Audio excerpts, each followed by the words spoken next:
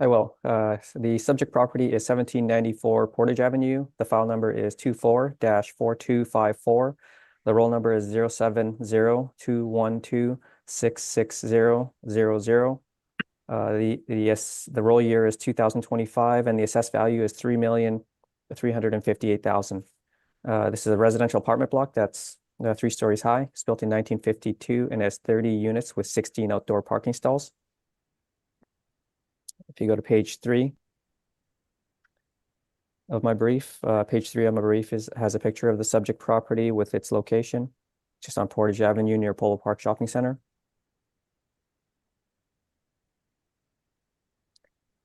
If you go to page 4, is our income valuation summary.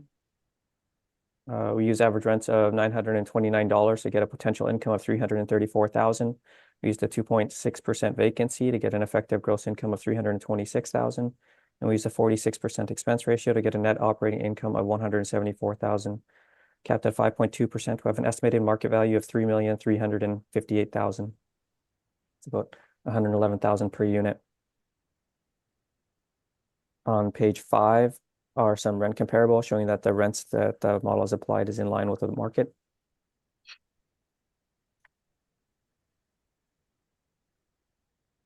On page 6 is a summary of the income and expenses submitted by the owner. To stabilize the property, I used the income from 2022 at $311,000, and I averaged the expenses from, it says 2020 to 2022, but I actually averaged the expenses from 2019 to 2022 at $153,000, giving an NOI of $158,000. That's a little bit lower than what the model is estimated at $174,000. So I'd like to make a recommendation for the value to be revised to $3,041,000 based off of an NOI of $158,000. Mr. Neufeld, do you agree with this recommendation, sir? We are okay with the NOI. I noted that I think the assessors is more accurate than mine. And where we just want to address the cap rate. Fair enough. Is there anything further, Mr. Wong, that you'd like to add to your presentation, sir, at this time? Just on page 7 is information on how we derived our cap rates. Would you like to walk through that with us for a moment? Sure. Like we have, the model has cap rates that range from 4.7 in the 20th percentile to 5.45 for the 80th percentile. So the majority of the cap rates do fall between 4.75 and 5.45, but there are some cap rates that are lower than 4.75 and some cap rates that are higher than 5.45. Mr. Wong, which category are you looking at? I'm assuming multifamily, but are you looking at low-rise A or B? In this case, all the cap rates there are the same. Yes. Yeah. Are you relying on one specific category though? No. Fair enough. Anything further? Yeah, and on page 8 are some cap rate sales that range from 3.46% to 5.74%, and which further substantiates the model's cap rates. And the remainder of my brief are the income and expenses submitted by the property owner. So to conclude, I'd like to, the revised NOI is supported by the actual NOI, and the model cap rate is supported by the market. So I ask that you accept the revised value of $3,041,000. Thank you. Mr. Neufeld, do you have questions, sir? I do, and probably I'm as with standard practice, we've been doing is we'll ask a few more at the beginning and assume that they carry through for the rest of the hearing, save some time if that's okay with the board. That's fine with us. Okay, good. The just to clarify, so you reviewed the actual income and you adjusted it based on your review of the actual income? Correct. Okay. And the cap rate is from the model and you did not change it? Yes. Okay. And going through today's docket, I noted that there's a kind of a range in there of pretty close to 0.7 percentage points. What makes the difference between all these properties? As far as I can tell, sometimes the size of the property does affect the cap rate that the model applies, and I believe that the age and the location also affects the cap rate. Okay, but so what you're saying is that these were statistically driven changes. I believe so, yes. Okay. And the ones you quoting on page 8, are these ones that were included in the modeling? I'm not sure what sales were included in the modeling. These are cap rates that we analyzed. Okay. And you say above they're not meant to be comparables specific to the subject property. Is that correct? These are to substantiate that the cap rates that the model has applied. Okay. When your modelers do this work, do you know if they've accounted for? I'm going to give you a list of ones that maybe you can address one by one. Did they account for the assumable mortgage rate? I'm not sure. Okay. Did they research whether or not the school property tax credit had been applied? I'm not sure. Okay. And were any of these renovated properties? I am not sure. But typically how we would calculate the cap rates is we would take information from prior to the sale, and Right. we would calculate an NOI, and we would apply that NOI against the sale price to calculate a cap rate. That's typically how we would do it. So, and what I want to clarify is that when you do have a renovation, when the department has a renovation project, they would typically apply the older information for the NOI rather than the projected post renovation income. Yeah, we sometimes post renovation, or it's sort of people they may intend to do certain things, but they don't always do it. The only thing that we know for sure is what information was available prior to the sale. Right, and with this sort of process, I'm not demeaning it, but it is a backward-looking process, and you're not aware then if the sale was predicated on a forward-looking projection then. As far as I know, I think we typically don't include sales that are renovated right after, substantially renovated. And the Bank of Canada prime rate on April 1st, 2023 was 4.75%. And that is the rate the Bank of Canada charges a chartered bank, who then increase that rate to lend money to on mortgages.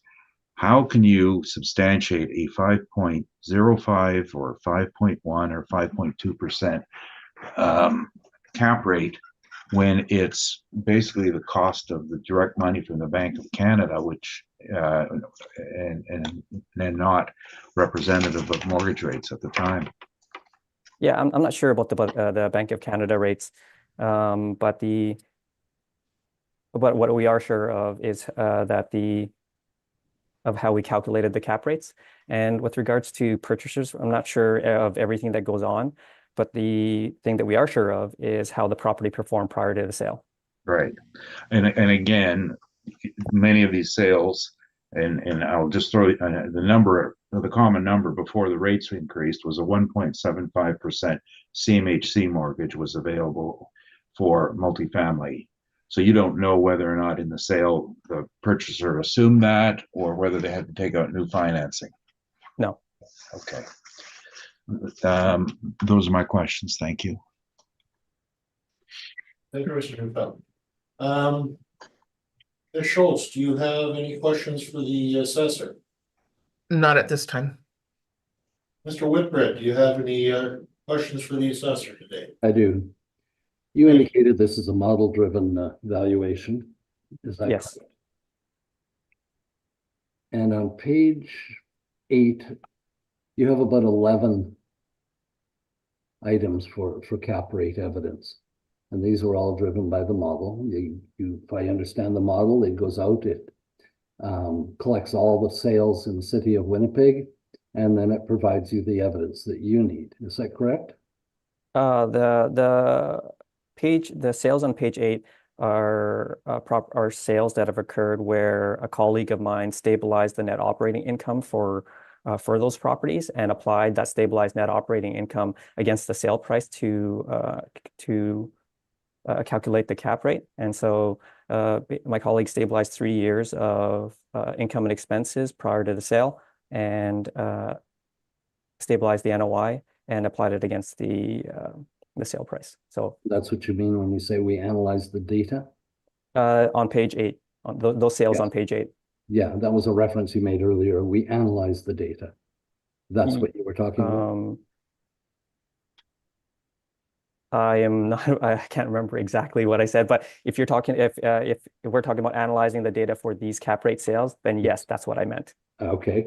And do you do any further selection yourself, or is it these 11 that popped out with a stabilized NOI?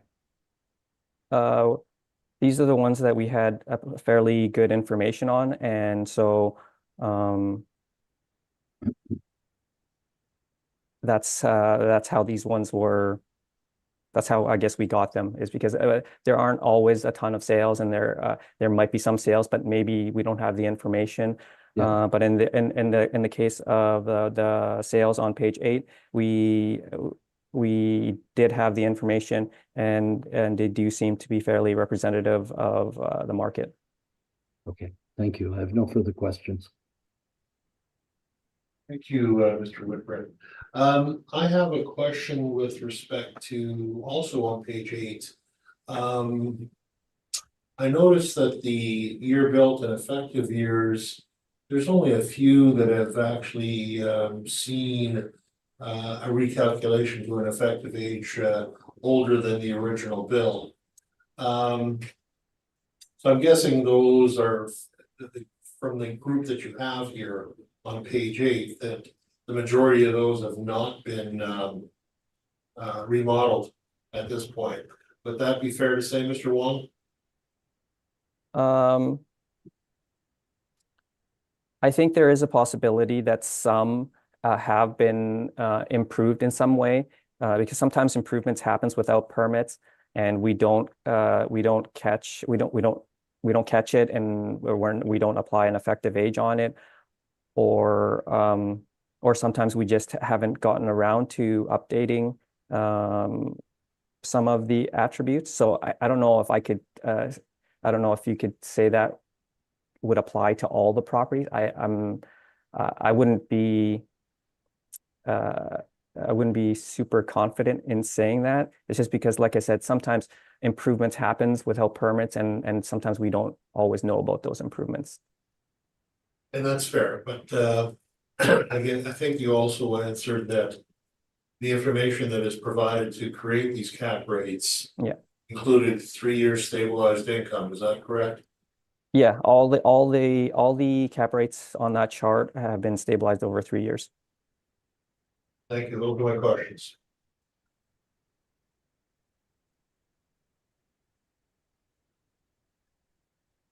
Mr. Neufeld, would you like to walk us through your presentation this morning?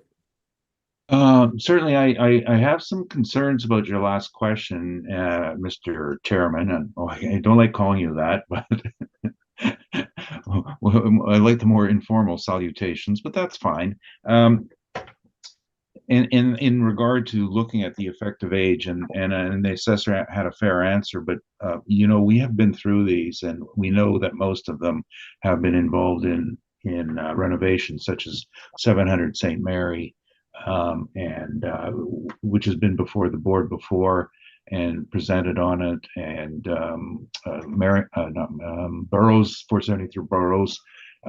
So these have been, I guess we'll call this rebuttal, have been through before the board before already on the subject of that, and I guess my objection is that the questioning about the assessment department's methodology, year built, effective age, should there be any reliance on it at all, and the assessor had a fair answer. And okay, I don't mean this in a bad way. I think the question was a bit leading.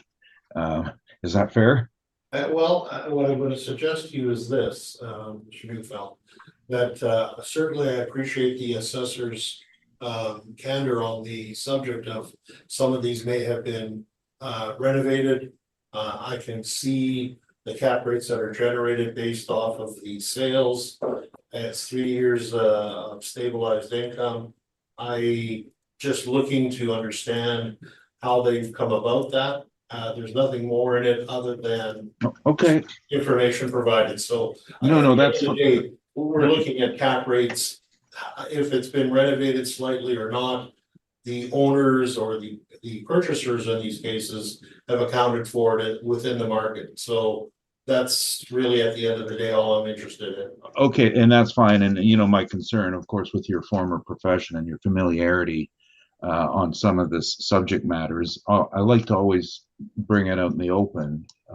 No objection from me, just I like it out in the open, that's all. No problem, Mr. Neufeld, and as it's been close to 9 years, I'm pretty much divorced myself from the department. Thank you. Okay, no, it's good, it's good. I just okay, was it my turn then now? Yes, it is. Okay, great. So essentially our concern here is, and I noted as I was reading through here that that I didn't mind the assessor's workup on NOI. You can see that there were some years where the expenses may probably deserve to have a minor adjustment to them. So we're going to accept his number, which was 150. There we go, 158, 110. Our difference is the capitalization rate, and getting straight to that. We first of all, on our page 2 just shows you a kind of the step-by-step of how we work our modeling for cap rates and the adjustments we make, and virtually every property today fits into the same category. And the difference on this particular one is there's some minor factors, but the parking is a bit lower ratio than it says 1 there. That's not, shouldn't be 1. Oh yeah, sorry, 16 parking stalls for 30 units, and this is in the suburbs. So you know, that's one of the things we look at, as well as age and size of it. We've always used about 30 units as getting into a profit territory. Below 30 units, it's not a great investment. But the explanation is somewhat similar to what the assessor has, but just the details before you. We start with a prime rate of 5% and then adjust upwards for the deficiencies, and that ties into our rates that are listed on page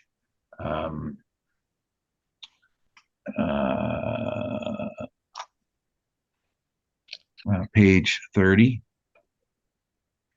And it's they're actually slightly different what the assessors quoted from Collier's.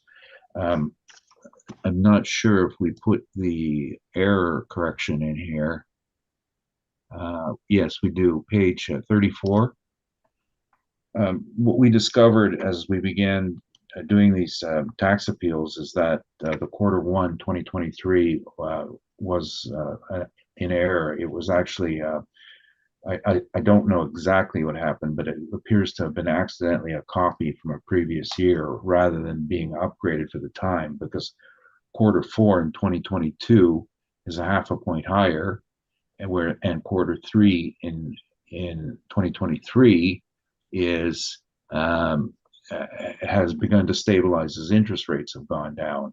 So Q1 2023 is an error, and we've informed the users of it, including the city of Winnipeg, that there is an error in that. So that, and I'm referring to what the assessor has put in on page 7 for the Collier's rates. Now, the error is completely the responsibility of the person using the data, because there's a disclaimer on this. Go check it for yourself. But regardless, when you look at even the assessor's rates, you're seeing that the Collier's was 5 to 6% in the incorrect one, Q1 2023. That is but it should reflect what we're saying is it's supposed to reflect on page 35, which is the Bank of Canada rates, and that spike that happened in Q4 2022. That's when the market really started to turn bad, when the rates jumped that significantly and peaking in the first quarter of 2023. There were some sales, and but before I get to that, and we're not going to wait, have to listen to me once on this. With what would happen with the interest rates and the uncertainty, what you found people doing was, if there was if there was an assumable mortgage at 1.75% on multifamily, which was the going rate, the rates were lower. Because the buyer had the chance to get the remainder of the 5-year term at a lower rate. And normally you won't see people adjusting for interest rates because it's always assumed that they're similar. This was such a drastic change that you do have to adjust for it.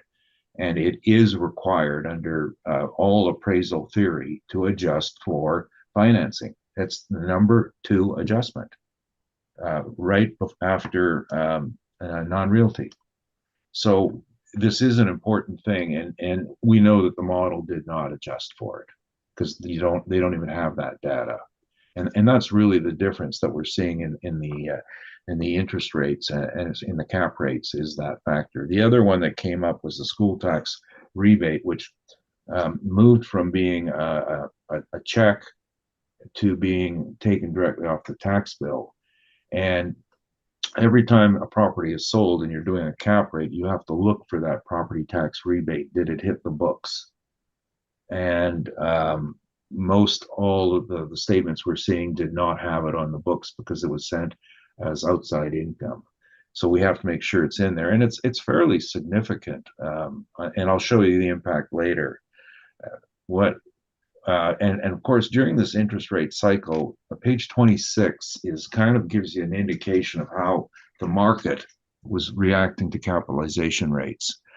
This goes back to 2007. And for the longest time, the number to focus on is the spread between the average cap rate and the government bond rate, and which is fairly similar to the Bank of Canada rate, prime rate. And you can see that the spread is about 4 points. Sorry, what page are we on, Robbie? Page 26. Okay. Yeah, so the spread is about 4 points, and that is real estate investment. You need to make a certain amount of basis points above what a mortgage will cost you. Now you'll see that it tightens up a bit when you look at the blue line, which is the 10-year commercial mortgage rate, and there the spread is closer to about 2 points. But essentially, the minimum cap rate you should be seeing going into this period had to be about 2 points higher than the interest rate, which would indicate in 2023 you should be looking at so the 10-year commercial mortgage this is the bank rate would be at a 4.75%, 5% Bank of Canada would be about 5.75, which then indicates a cap rate requirement of 7.75%.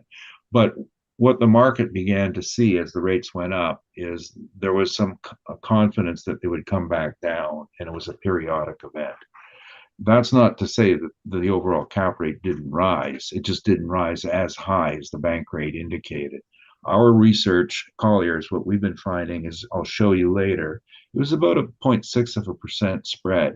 Because remember, this is a long-term game investment. Yes, this 5-year term of your mortgage is going to be bad. The next one could be better. And so you see how the spread tightened up. So as this relates to real transactions, we have a number of these on page 38.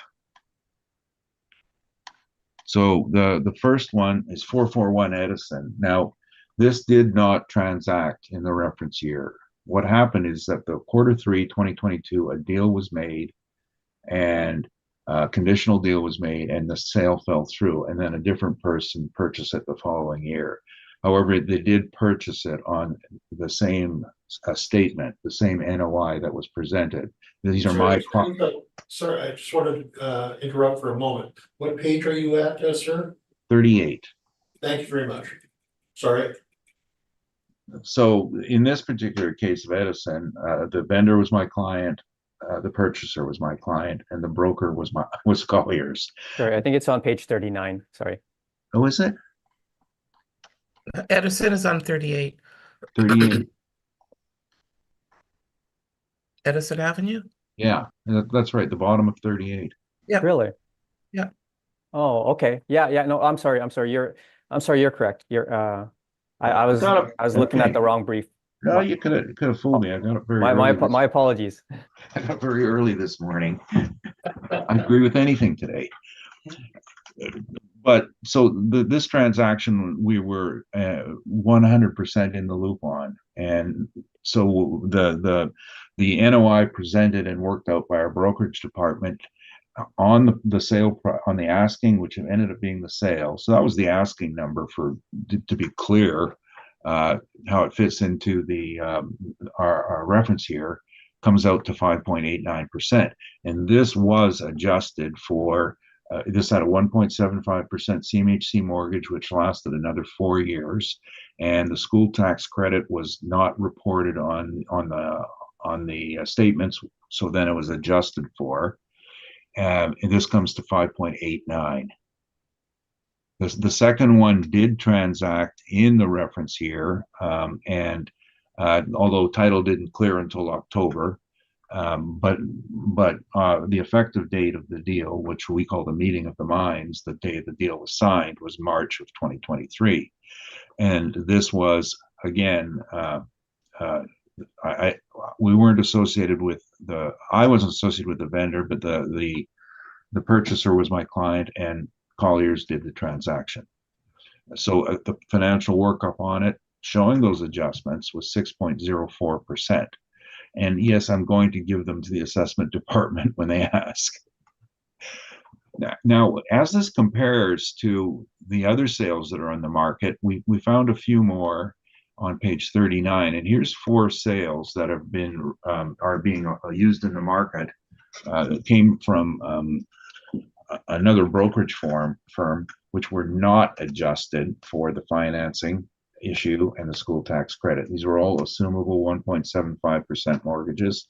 So you can see that these 4 buildings transacted lower, 5.6, 5.5, 5.49, and 5, than did the ones that dealt with the appropriate issues, which is higher cost of financing as of the reference date, and a program on school tax credit that was being that came in, and incidentally, that program on school tax, because it first started in 2021, is not going to show up on most all of the assessors comparables, because it didn't exist then.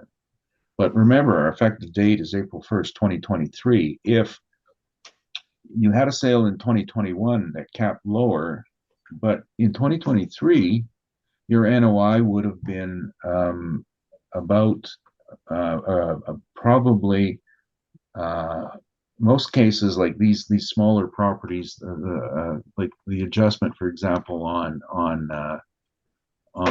Edison was about I think $25,000 a year lower expenses, but that's how big the school tax credit was. So that's the problem when you deal with history, and the act says we change it every 2 years. This time we were using April 1st, 2023, and the model has not got around to dealing with it. First of all, they never had the inputs for it, and second, their data was all older and wasn't reflecting what was happening. So our cap rate study then on the one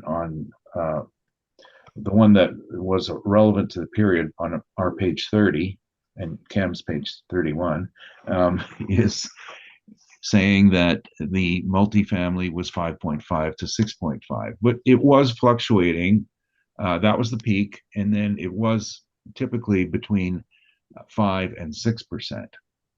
So we're still always looking in that range. Now, these buildings are not, every one of these buildings today is not at 5% building. They're at the other side of the scale. And the other thing we're trying to illustrate here is on our page, further towards the end, just to give you a better illustration of cap rates and their application, starting on page 43. So in the world of real estate, the building on the top, and this is a brand new one at 360 Main, the new tower, that's called Class A. The next one down is Class B, that's Holiday Towers. That's an older building. It's from the 70s, high rise downtown, has parking. That's a B. Now, what territory we're in today are C, D, and miscellaneous. And the difference on them would be the C, 3, that's a walk up, but it's got more units. More units is a better investment. And where we classify a D, smaller building, fewer units, worse as an investment. And the reasoning is simple. It's the expenses. There are fixed expenses and variable expenses. A fixed expense, a repair, a door, a roof, whatever. If you have 10 doors or you have 30 doors, it's the same money. So your expense ratios are bad. Second, on vacancy, you got a 10-unit building, one unit goes vacant, it's 10% vacancy. However, if you have 30 units and one goes vacant, it's a 3% vacancy. And that's how the risk is determined. A miscellaneous category for us, this is actually 239 Colony. This has got steam heat that has a negative grade on it. Building with problems, cost more in maintenance and repair and upkeep. So one of our buildings is actually fairly close to that. And actually we probably don't disagree on the caps there. But that's how we get to where we at. So on April 1st, 2023, for us, this was a 6% building, as most of these are today. And with my adjustment on that is, like I said, I caught an error in our workup on the NOI, and glad to always fix it.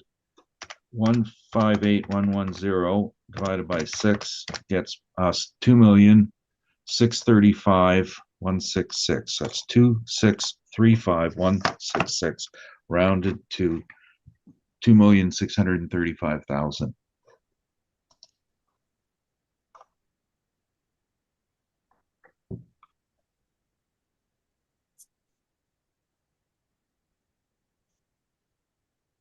Well, that is your That's it. revised value on this, Mr. Neufeld, That's correct.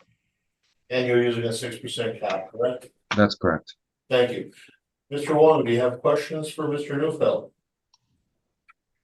Yeah, I was just wondering, I guess your revised value is in the neighborhood of maybe about well, your original value of 2,572,000 was about 85,000 a unit, and so I guess your revised value would be a little bit higher than 85 or 6,000 a unit.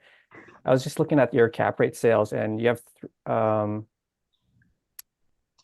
see, if you look on page 38.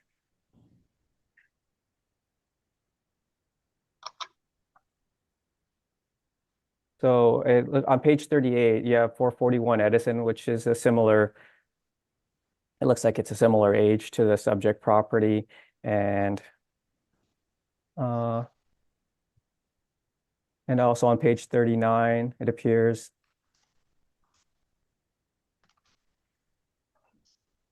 284 Notre Dame is maybe similar to the subject property. And also on page 38, 160 Lumsden appears to be similar to the subject property as well. Those range in values of approximately 117 to 153,000 per unit, but for the subject property, you're asking for maybe about 87,000 a unit. Like, how do you reconcile the differences in your value estimate as compared to what actual sales of similar properties? That's fairly simple. Those other buildings make more money per door. It's all with regard to how much you can earn. I don't know if most people are aware of this, but for example, St. Boniface is the most desirable market for multifamily in the city. Probably the second most desirable is that East Kildone and Elmwood area, and the reason why is that there's lots of people who want to rent there. So it really all goes down to that. Now, if you look at page. Okay, no, that's fine. So you're just saying that those other properties make more money. Well, yeah, but it's also explained somewhat in the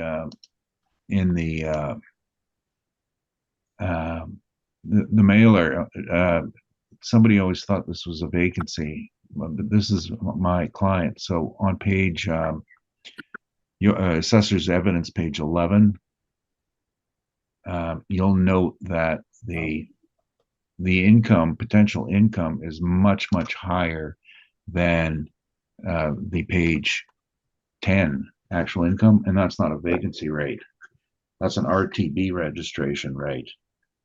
And that's what the market can generate in St. James at this point. Okay. So the other properties just make more money. Okay. Yeah, that's yeah, good. and that's why we have always Now, used the cap rate as the guide. sorry, that's all my questions. Thank you, Mr. Wong. Mr. Whitbread, would you like to ask any questions at this point? No, I'm fine, thank you. And Ms. Schultz, would you like to ask a question? None at this time, thank you. Fair enough. And I'm good for questions at this moment myself. Thank you. Any summation that you'd like to make, Mr. Wong? No, thank you. Mr. Newfeld, do you have any summations at this point, sir? Yes, just briefly. I mean, it's obviously it's the cap rate that's the issue, and the major critical issues that I've been bringing forward on the interest rate are something that has to be considered, and the legislators who drafted this, and their wisdom said we reassess every 2 years because markets go up, markets go down. And this is one time when there's been a dip in the market, and I think that the model in the assessment model doesn't seem to be able to deal with the concept that sometimes values can go down. Thank you. Thank you. I think this concludes the first item on the docket this morning. And I believe you had said, Mr. Newfeld, that there's going to be some crossover in terms of some of the questions and information that's been put forward. Yeah. Thank you.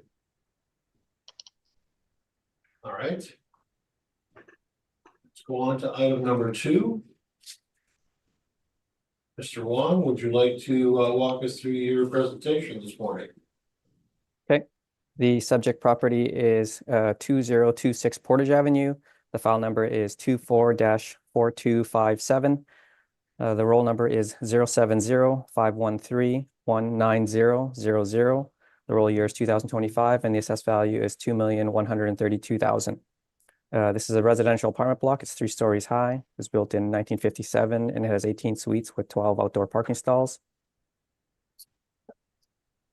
On page 3 is a picture of the subject property with its location. Once again, it's near Polo Park and in between Polo Park and Assiniboine Park on Portage Avenue. On page 4 is our income valuation summary. We use average rents of $1,055 to get a potential income of $227,000. We use a 2.6% vacancy to get an effective gross income of $221,000. And we used a 51% expense ratio to get a net operating income of $108,000. Capped at 5.1%, we have an estimated market value of $2,132,000, which is about $118,000 per unit. On page 5 are some rent comparables showing that the rents that we've used are in line with what's in the market. On page 6 is a summary of the income and expenses submitted by the owner. You can see in 2022, their income was $208,000. Their expenses were $135,000, but that included some interest expense. So I removed the interest expense as it's not part of the operation of the property. But what you'll notice is that the repair and maintenance figures, it does appear to include some capital, as if you look in 2019, the repair and maintenance was $123,000 compared to in 2018, where the repair and maintenance was $30,000. So if you look at the middle chart there, it shows that the repair and maintenance for each of the years, I said 2019, it was $6,855 per unit, and in 2020 it was about $3,110 per unit.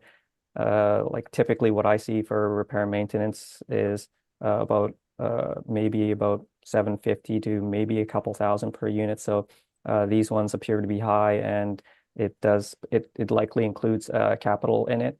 But so to sort of account for that, when you look at 2008 and 2021, the repair and maintenance figures are about $1,700 or so. So I stabilized their expenses using $1,696 per unit.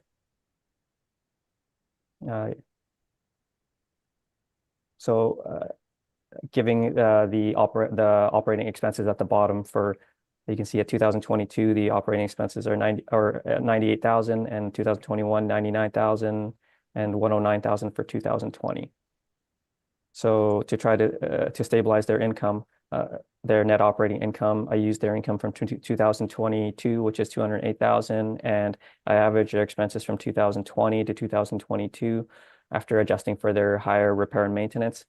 The average expenses were $102,000, giving a net operating income of $105,000.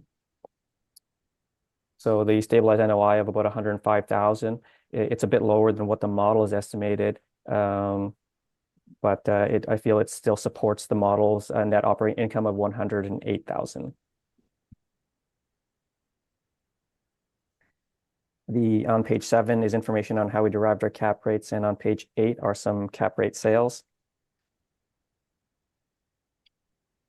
On page 10 is a little bit of information on the property, on page 10, there's a rental ad from March in 2022, which indicates the units have been renovated. And on page, the remainder of my brief are the income and expense questionnaires from the from the property owner. So to conclude, their actual NOI after adjusting for their higher repair and maintenance is a little bit lower than the model NOI, but I feel it supports the model's net operating income. And the model cap rate is supported by the market. And considering that the property is improved, I ask that you maintain the assessed value at $2,132,000.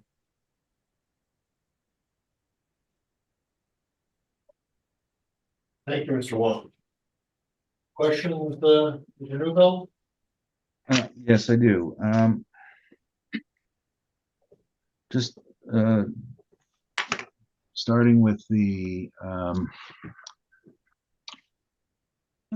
your calculation page, just make sure I understand this, page 6. So what you did, you're saying you stabilized for just the 3 years from 20 to 22, is that correct? Yes. Okay, and oh no, to use last year, the final year's income with the an expense that was from there now. So I take it in the line called less R&M, you took out what they put down in their list, and then you put back in a rate at 1,696 a unit. So that's the adjustment. Correct. Okay, so 2020 has a $25,000 adjustment, and 22 a $24,000 adjustment, and 48 divided by 3 is 16. So you actually increased the from what they've claimed by about $16,000. Is that roughly? I'm not looking for perfect numbers, but I just want to make sure I'm looking at your workup versus ours, and that seems to be the difference.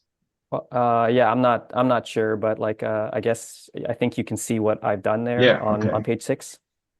Okay, and you said it appears to be capital. It's likely to be capital. Do you have any evidence on that? I do not. It's just that like when the repair and maintenance sort of fluctuates from 30,000 to 122,000, I'm not sure if that's a typical. And did you see were there any permits taken out? I'm not sure. Okay, I'm looking at the list going back to 2000. There's only been a rewiring permit and a plumbing permit for a power smart. There's no renovation, so you don't there's no evidence of a permit, is there? I'm not sure. Okay, and for this difference, the 1696. That's what you're suggesting. Would the normal cost of R&M be? I feel that's within the range. Okay, so this additional 25,000 and 24,000, let's see, adds up to $49,000. Do you think that you could fully renovate an 18-unit apartment for $49,000? I'm not sure.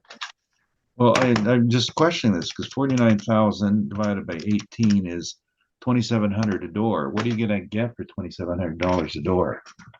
I'm not saying whether you can renovate for $20,000 or $30,000. I'm just saying that the property does indicate that they have been renovated.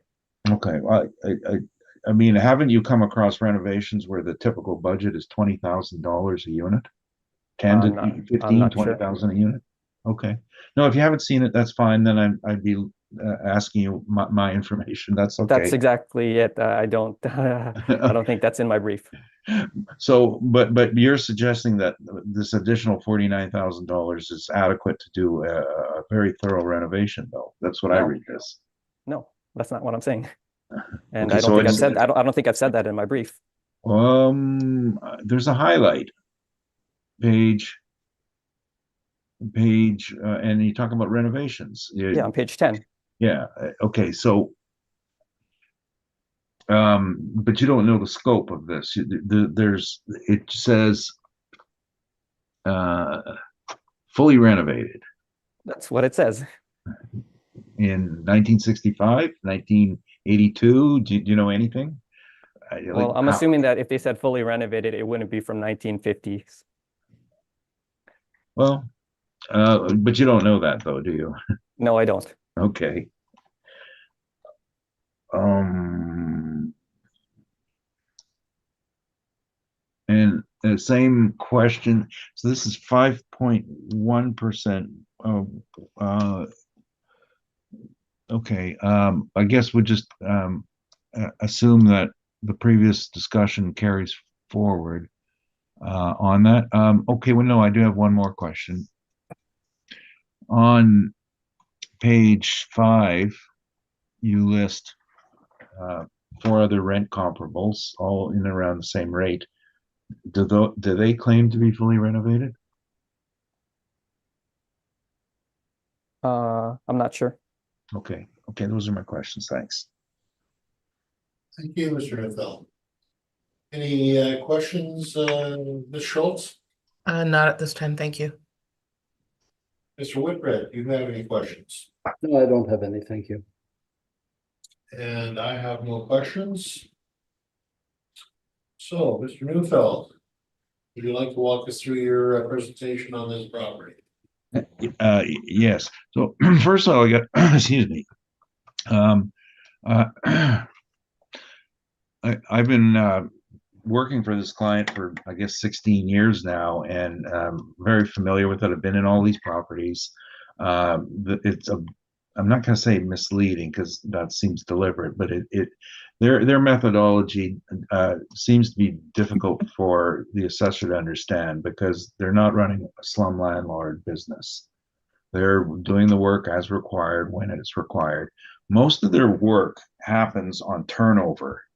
So if they experience a high vacancy, which you can tell by looking at the rents they did for those few years, they then use that as an opportunity to modernize the unit one by one. And what this means, of course, is appliances and cabinets, painting, and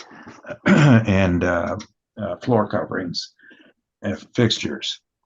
So keeping in mind that what a new fridge and stove costs when they have turnover, and that's when they choose to replace them, that explains it. In a 10-year cycle, this averages out. You can see they had low years and high years. This is the way they run their business, and this is the way they choose to do it.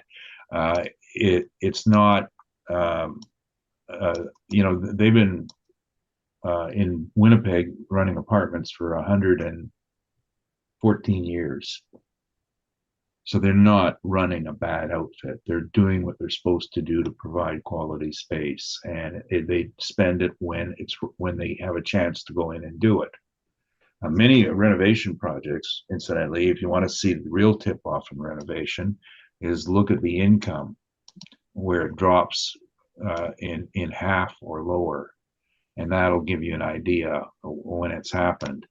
And as far as the difference between capital and simple repair and maintenance, there's nothing at all to suggest that this is the way they run their operation.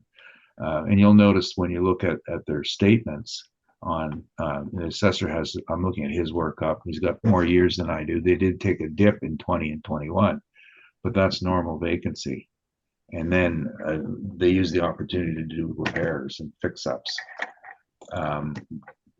So we did the right thing, which we used the income in 22, and then we averaged out the previous years without commenting on it. There are times if the number was extremely high, then of course you're going to consider that some of it may be more of a capital in nature.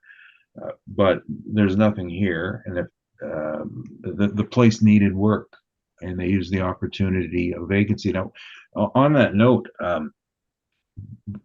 there most multifamily in Portage Avenue is one of the worst. This client had the potential of some very, very severe vacancies. It was heading into very bad times, and what helped their industry was Russia declared war in the Ukraine, and we have refugees, and that's really what helped the multifamily world is the taking in of refugees and providing accommodation, and but that's another factor altogether. But we're not disputing the income. But the treatment of the expenses it is what it is. It's an old building. You can't tell an old building what you have to fix. You fix what you have to fix. There's no schedule. You can't cut corners and save money if you need to replace a boiler. You just fix it. And then as far as the cap rate, again, we've applied a 6% again, as per the other discussion. The issues on this is there's a bit fewer parking stalls than there are units, and of course this is the suburbs, and the answer, everyone says, well, there's a bus running up front. That's not the point. In the suburbs, you are required to have 1.4 parking stalls per living unit for new construction. That's the new bylaw. It's new. It's been in place for quite a while. 1957, that bylaw wasn't in place. Now, what that means today is that because you have fewer parking stalls, is that you change the nature of your property. So the assessor asked a question earlier about why is it worth so much less unit? I said it makes less. One of the indications of it making less is that if your earnings are such that you can only afford to take the bus, you will pay less rent, and it downward pressure on where you can rent. And if you don't have, if someone's got 2 cars, they're not renting here, they're renting somewhere else. And it's a simple math on it, and I think our valuation is pretty good here. That's my presentation. Thank you, Mr. Neufeld. Questions, Mr. Wong? Yeah, so I guess you had mentioned that, they would improve things by such as like fixtures, appliances, counters, and the boilers when needed. Wouldn't all those be capital items that wouldn't normally be considered for the operating income of the property? Not anything on an individual unit is never capital. What it is, there's short-term, medium-term, and long-term depreciation. And in an apartment, the short term's real simple. It's the regular daily upkeep and the cleaning. But in the medium term, what's done is that all of these things have a life given to them as between 5 and 10 years, and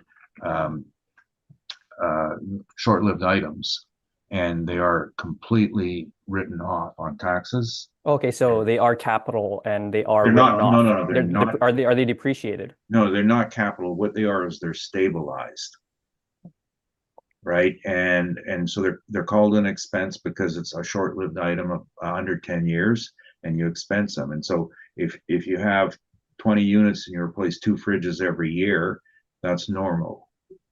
If you replace them all at once, you spread them out over a period, yeah. which is the other way of handling it. Much more detailed method of valuation, but they are not capital. Are they recorded as capital for income purposes? No, they're not. Okay. Okay, and I guess the other thing is, like, you say that they're very well maintained, and because of like the higher maintenance, that you feel that translates to lower value, being well maintained?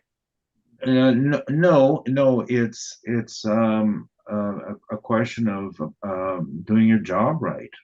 I guess there's a lot of people who get into multifamily when they're focused on earning money and returns, and they skimp on the repair and maintenance, and 5-10 years later you got a ton of deferred maintenance that costs you twice as much, and then you've got to renovate. So what they're doing is always being on top of things. So it does show up on higher repair and maintenance costs, but it is also reflected in a very low vacancy rate.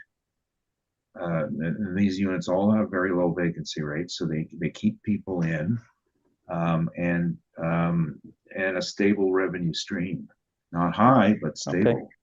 And I guess you're requesting a value of $1,487,000, which works out to about $82,000 per unit. Is that correct? Yes. That would be all my questions. Thank you. Mr. Whitbread, would you like to ask any questions? Well, point of clarification for Mr. Neufeld, please. So if I understand you correctly, then you would suggest that repairing a patch on the roof would be an expense. Repairing the roof would be a capital expense. Is that correct? Yes, yeah, that's pretty typical, yes. Replacing the windows in the apartment block, what would that be? Capital or, If it's a gross replacement, yeah, then it's gonna be a long-lived item capital. If it's as required, it becomes an expense because you're Sure. fixing it because it broke or something.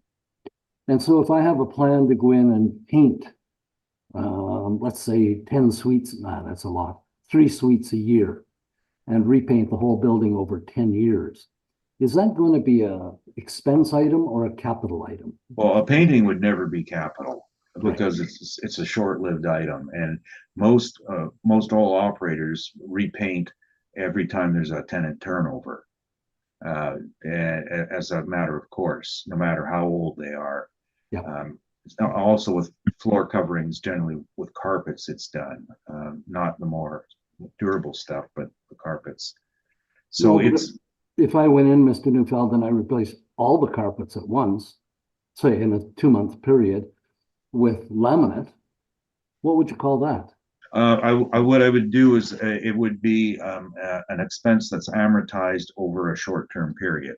Okay, So you would like take, couple of years? yeah, like whatever. There's actually a CRA guide on it, and on short-lived items, and some stuff's in there, some stuff's not.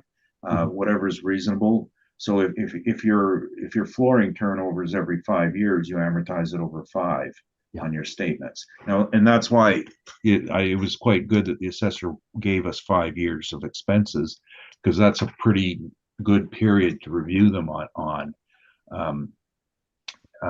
That there'll be high years and low years. And I think that's reflected in his table, isn't it, on his page 6? Well, You can see a little bit of that.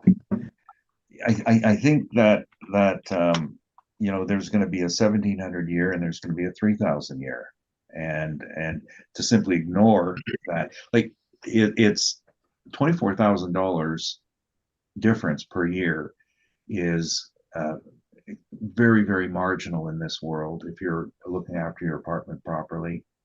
The minimum rate anyone should ever spend is 1 month of rent. That's the minimum.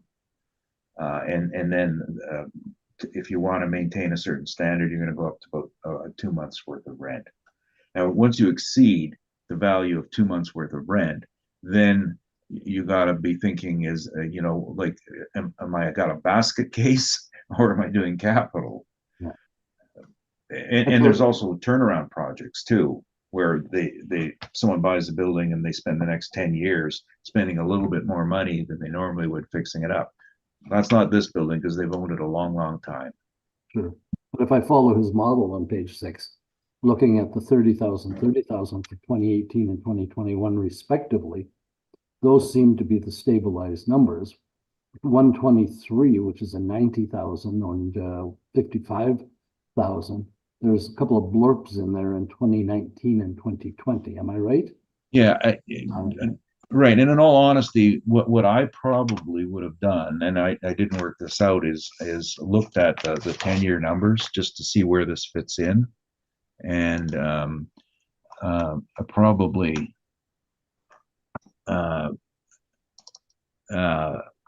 look back, and I can just give you a quick look at that. So I've got mailers from 2015, and maintenance and repair 27,000, and 2014 repair and maintenance was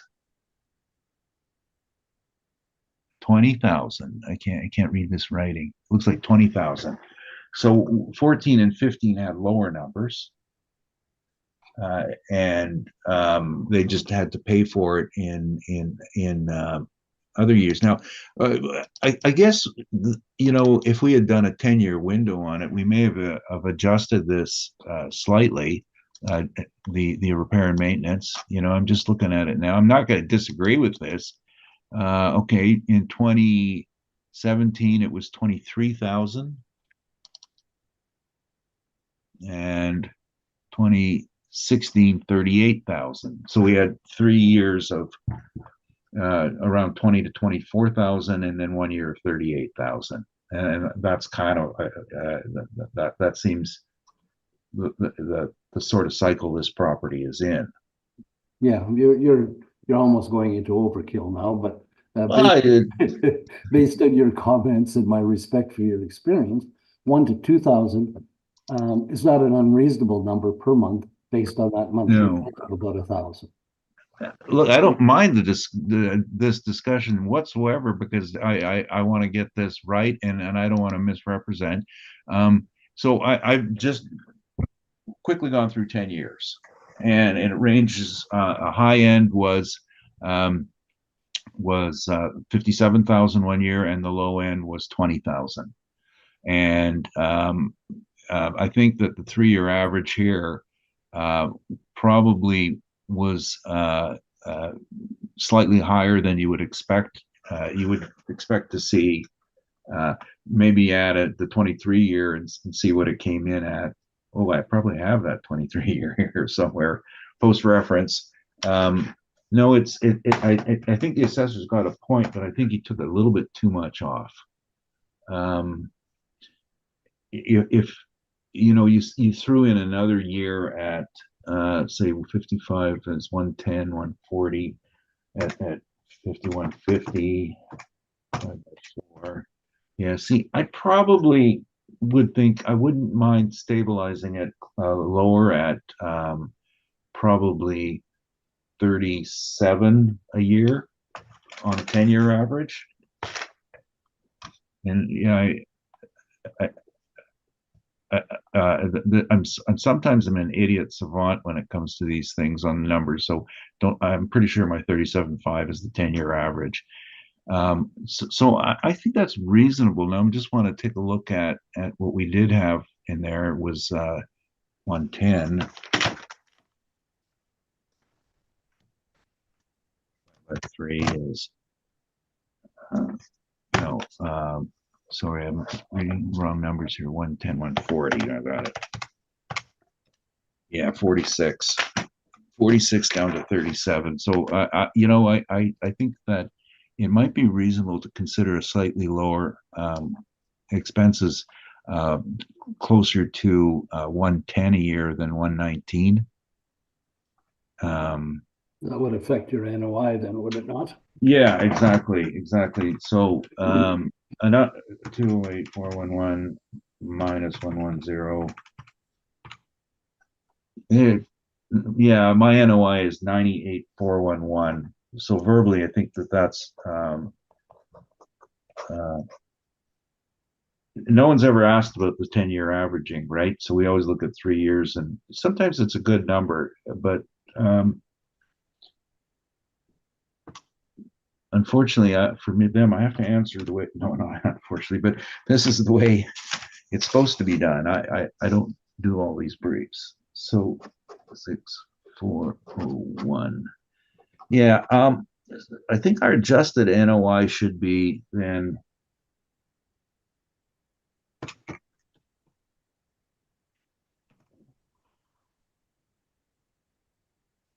208,411 minus 110 is 98,411. And value. And that caps out to 1,640,183, 183 rounded to 1,640,000. I got a different number. Nope. Is that what you'd like to go with at this point, Mr. Neufeld? Yeah, I think so. I mean, I think the questions from the assessor and the panel are pertinent, and since I have the data here, I think it's reasonable to make a change. Would that change in response to the recommendation? Oh, there was none on this, was there? There was no recommendation on the part, on this one, I wonder where I got it from. Yeah, never mind. actually- No, I know it's not a recommendation. It's something else. Yeah, the assessor did actually have a revised or slightly lower NOI that he calculated, but he did not do the revision to value.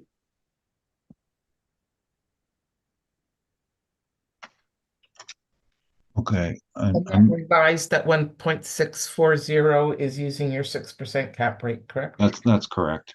Yeah, And I just made a change to our permanent record on it, what I did here. all right. Ms. Schultz, do you have any additional questions? I have one. So you said in 2019, the R&M was extremely high. There was not a lot of permits for major renovations or anything like that. You mentioned something about, those expenses could be higher when you're looking at the turnover. People moving out, going into the suites, renovating the suites. Do we have any records or anything that you know of that there was a high turnover in that year? Uh, yeah, well, what I'm using for my guide is, for example, is on page 6 of the assessor's brief, and you'll note that 2019 increased to 195,000, and then all of a sudden it drops to 175, 178, and then rebounds to 208. Now, in interviews with the owners, they said they were all headed towards declines until the refugees started coming in, and Manitoba began accepting them, and they were the search for more permanent housing. And a point to consider is that, and I was just noticed this.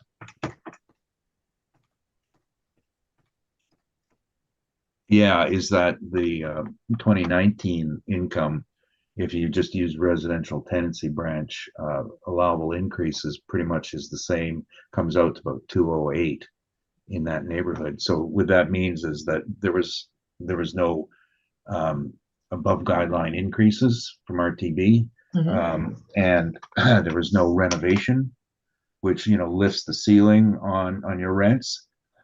They simply had 2 bad years in 20 and 21. Okay. All right. Thank you. All right, and I think my questions have been asked and answered. So I think we can, unless you gentlemen would like to make a final statement to summarize. No, thank you. Mr. Newfeld? Just one general comment, like, this is what the board is supposed to all be about, is discussing and going through it instead of just sticking to your position. I think that, the assessor brought up some good points, and I think that they just adjusted a little bit too much off, and other than the cap rate, but I think the 10-year window, like I said, is something we rarely ever discuss, but that is an expense window, and it should be stabilized through there.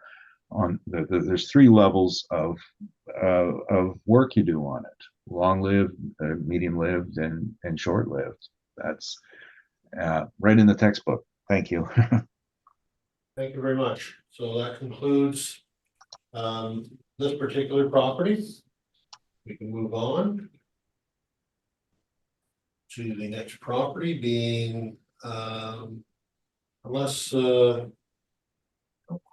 for a moment. Item 3, this being 2150 Portage Avenue. So Mr. Wong, would you like to give us your presentation on that property this morning? Thank you. I had written this down. I think we're accepting the recommendation on this one. All right. Do you have the file number? Just let's review that. The assessor had a recommendation of $6,150,000 $113,000. Yeah, sorry, what was the file number? 22-4258, Okay, or sorry, 24-4258. yeah, I got it, thanks.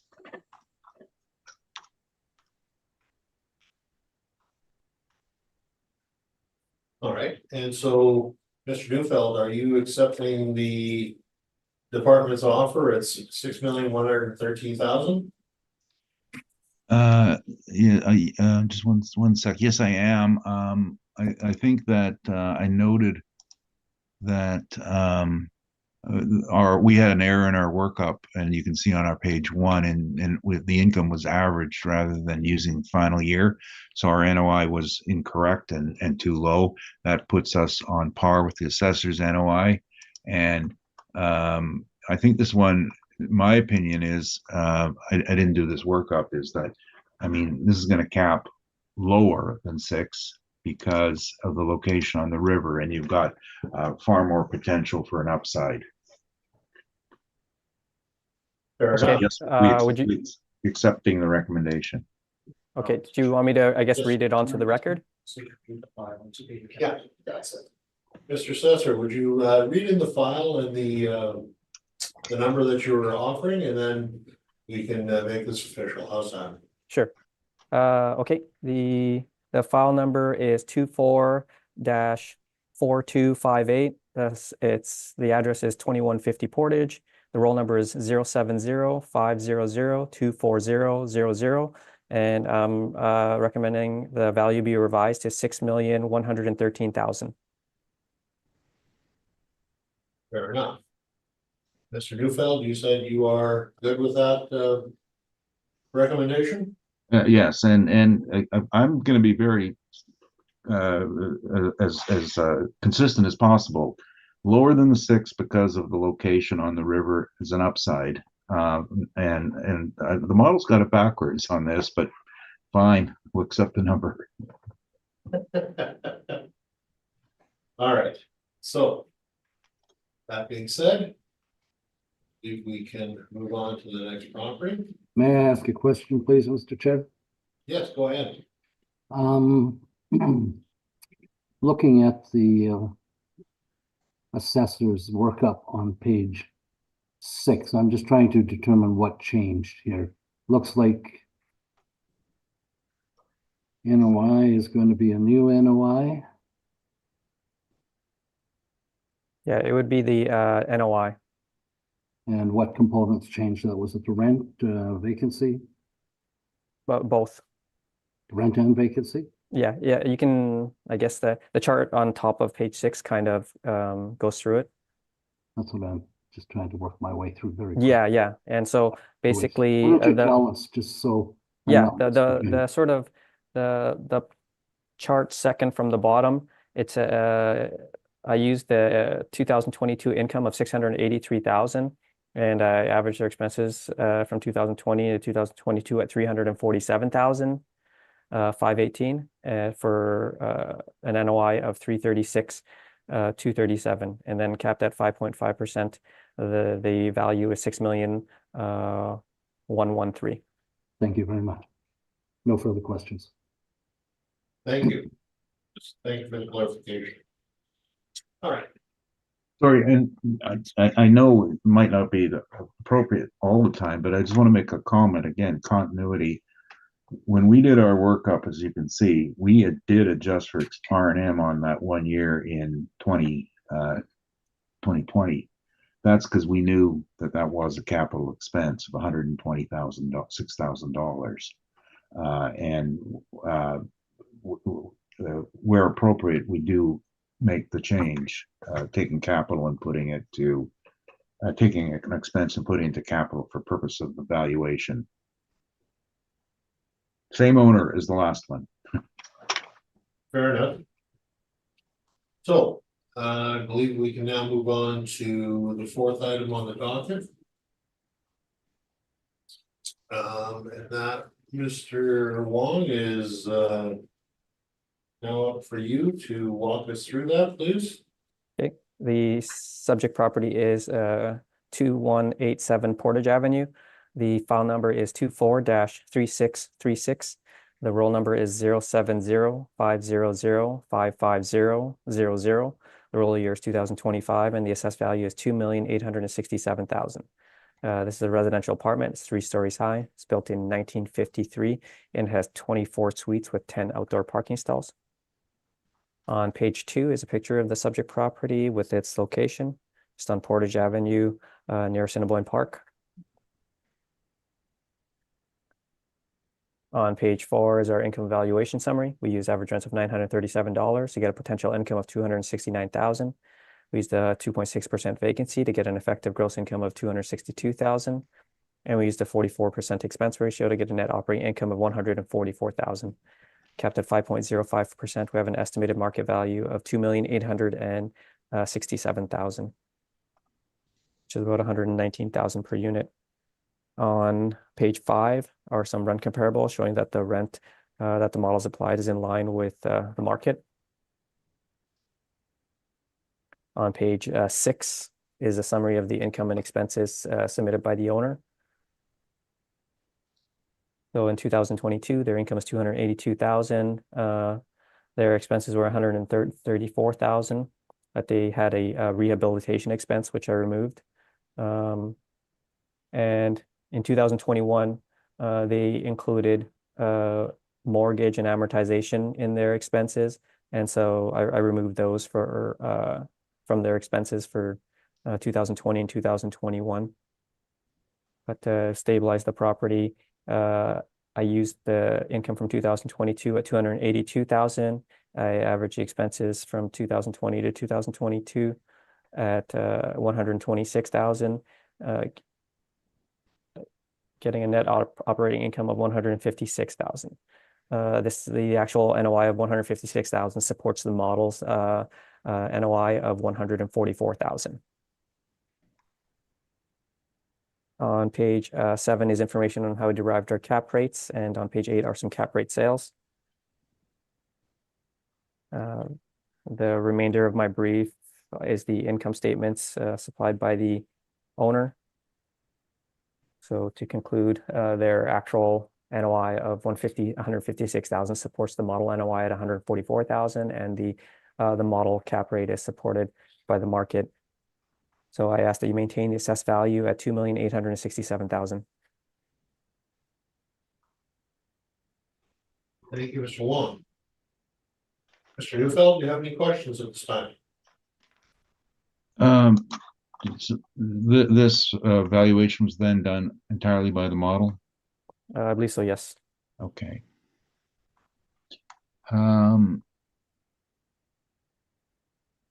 I'm just wondering what was the okay, no, that's fine. Do you have the 2022 statements in here?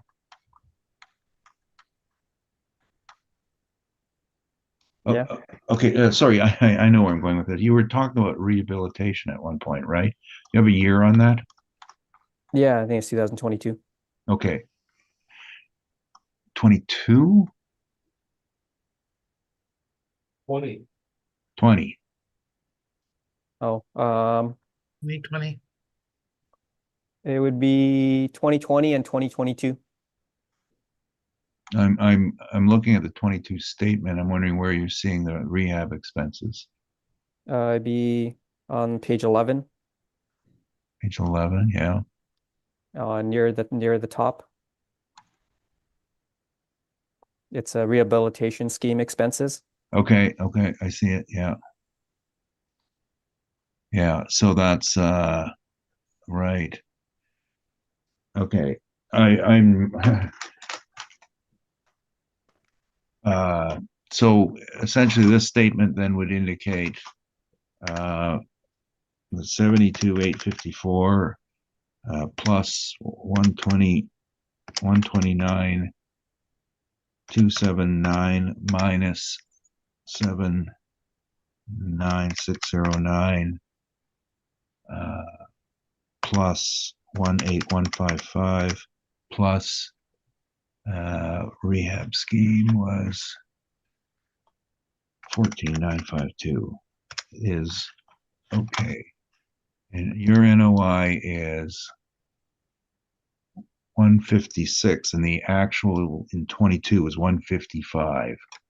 Okay, we're okay by that. I don't think the person who did ours did this properly because the numbers are, yeah, they missed the rehab scheme on 2022.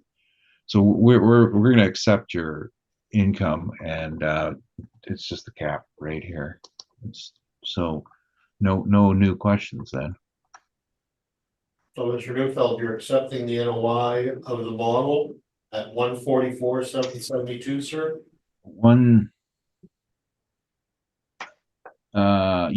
Yeah. So the only thing that you're still not in agreement with is the cap rate. Right. Fair enough. Now, okay, we'll get to that. The assessor is at a cap rate of 5.05%, correct, Mr. Assessor? Yes. Thank you. Are those your questions, Mr. Yes, that was it. Sorry, and it was more like me thinking out loud than a question. Thank you. Appreciate it. Mr. Whitbread, would you like to ask any questions? Just confirming then your new value is 2,316,000. Is that correct? Yes, that's correct. Oh, yeah, I haven't presented yet though, but yes. Yeah, I'm not sure what's. Sorry, he's put in a new NOI. Yeah, maybe Richard, we'll get to that once we. Okay, I'll come back to yours. Yeah, please, thank you. Any other questions, sir? None, thanks. Thank you very much. Ms. Schultz, do you have any questions? None at this time, thank you. Thank you. I have none at the moment. Mr. Newfeld, I guess we might as well start with your revised value then, sir. Certainly. So I'm using the NOI of 144,772. I'm not changing the cap rate, so that comes to 2,316,352 rounded to 2,316. And essentially the same issues we discussed earlier in the cap rate, but there's another thing that which is basically the foundation of a capitalization rate. And somewhere I must have put this in my brief, or we used to, just to show you. I might tell you a lot of strange things, but I don't make anything up. Page 25. This is the theory, basic theory on a cap rate called anticipation. And it's real simple. If you're making a lot of money, you have no anticipation of future growth. Your cap rate should be higher, no growth. If you're making less money, you can have the possibility of earning more money, anticipation, you have a lower cap rate, as long as it's reasonable to anticipate it. We know this building went through a rehabilitation scheme, so they're done. There's no upside anymore. That's why I think it's a quarter point higher. And that's the way an investor should be looking at it, not saying, well, you've renovated, so I should have a lower cap. No, it goes the other way on the concept of anticipation. Now, one of the things that there will be a benefit along the way, which is why the difference on the 2022 year was that generally after you've done a renovation, you've got a bit of a holiday from repair and maintenance that occurs, and that doesn't last long, but it'll, because your expenses will start to creep up as the new parts start to age. And again, the concept of anticipation, you have no more room for growth because you've got your bump, and your expenses will go up because your renovated parts will eventually need the same repair and maintenance as the old parts. So that's why I went a quarter point higher. That's my presentation. Thank you, Mr. Neufeld. Mr. Wong, do you have any questions, Mr. Neufeld? No questions. Thank you. Ms. Schultz, do you have any questions of Mr. Neufeld? No questions, thank you. And Mr. Whitbread, would you like to have any questions? I have none, thank you. And I am also good with questions at the moment. Mr. Whitbread, you figure this would be a good moment for a break? I think this is a great moment for a break. 10 minutes? How's 10 minutes? That sounds great. Just a bit sensitive to the issue, so good. We will take a 10-minute break at this point. So if we could sure, jump off stream, please. Thank you. Thank you. Let's reconvene. And I believe we are at item 5, and I noticed the assessor has a recommendation on this particular property. Mr. Neufeld, you have reviewed this, or what are your thoughts on that recommendation?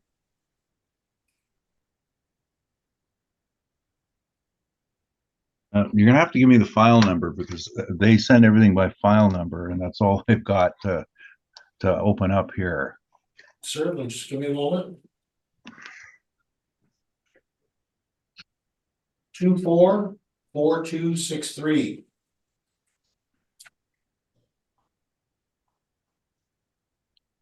$2193 Portage Avenue. Right.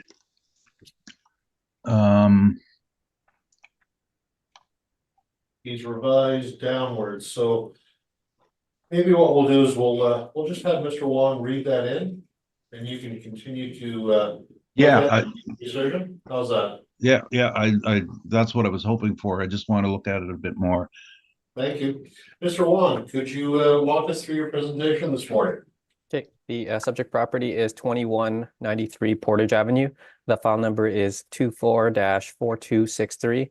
The roll number is 57000. I'm going to read the roll number again.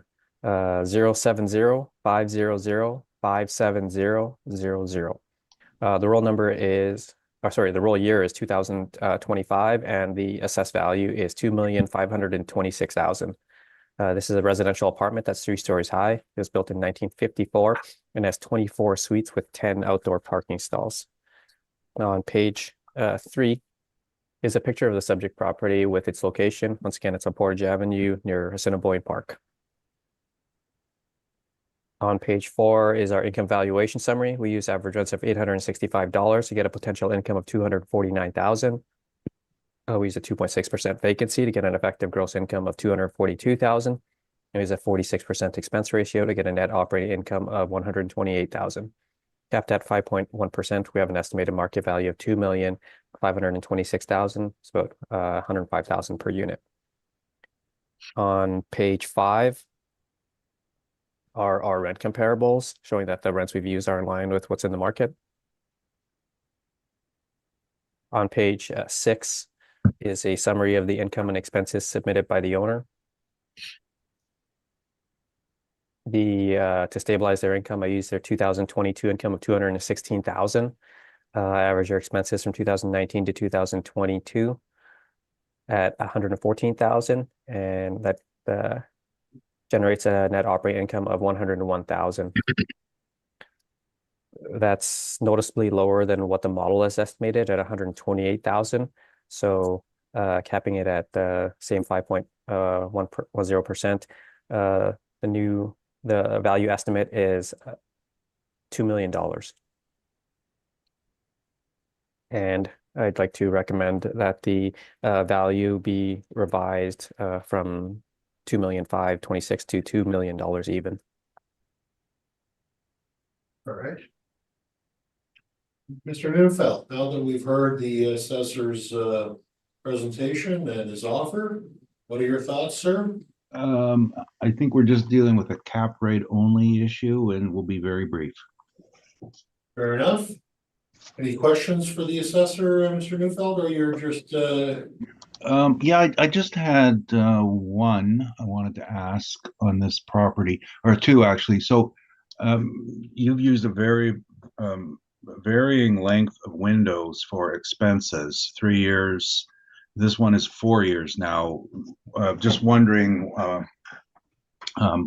who chooses these windows for including the income and expenses averaging? I chose them. Okay. And I'm not disagreeing. I just want to know how it happened. And what do you take of the reduction in income from 2020 downwards? I'm not sure. You might be able to, I guess, fill us in Okay. more on that. Okay. Now, have you seen that with other properties that you're dealing with?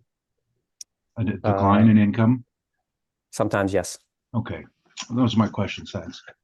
Thank you very much. Questions, Mr. Whitbread? I have none, thank you. Thank you very much. Ms. Schultz, do you have any questions? I have one question. So you use the average of your expenses from 2019 to 2022, but you use 1 year's of income. Why choose the 1 year of 2022, not an average of the 4 as the expenses are? It's a little bit of a standard practice in that typically the properties they normally increase in income throughout the years, and so it's fair to stabilize. It would be, I guess, reasonably accurate to stabilize at that year's number rather than the average, whereas the expenses do fluctuate a little bit more, and so that's pretty much why we do it, and it does tend to. Like I said, it is a little bit of standard practice for say myself and maybe Mr. Neufeld and maybe other applicants as well. Okay, thank you. No other questions, thank you. Thank you very much. And I have no questions at this moment. Mr. Neufeld, would you like to walk through your presentation, and if we could stream it a bit, Yeah, streamline? absolutely. Just just as a follow-up to not just the question, but I asked, but the board member asked, this is just another. This is what has happened in many parts of the multifamily market is a decline from 2020 in revenue and higher vacancies. Very typical. We capped this at 6, just being consistent with all the rest of them, and the additional issue on this one is the high degree of bachelor suites, which are not desirable. One's a good combination of 1 and 2 bedrooms is always a primary, so just one of the factors. But all things considered, you know, the ones we've heard today, some are better in one area than others, but pretty much the market at this time was going to be between the 5 and the 6 for most properties, and this belongs at 6. In summary, as well as statement, Colliers sells a lot more apartment blocks than the city of Winnipeg, and I'm not. It's the consideration behind it is we have to know what we're doing when we're selling properties from one party to the other, not just in terms of liability, but we're there on the front lines where people are debating and negotiating deals, and so we know the conversation that takes place during the negotiation, and we know what it involves. And all due respect to the city of Winnipeg, they're modeling. They sit in a room and they have data that they don't have the ability to verify. And I think the market participants have a much better, more accurate idea of what a real market cap is, and that's what I'm reflecting here. Thank you. Thank you, Mr. Neufeld. Questions, Mr. Wong? Oh, sorry, I didn't give you my change in number.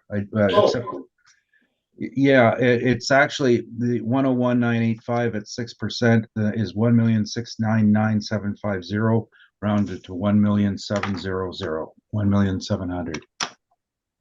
Thank you, Mr. Neufeld. Sorry to, didn't mean to rush you off. It's fine. It's fine. Fair enough. And that's just using the NOI that the assessor uses. Right. And yeah, and you know, okay.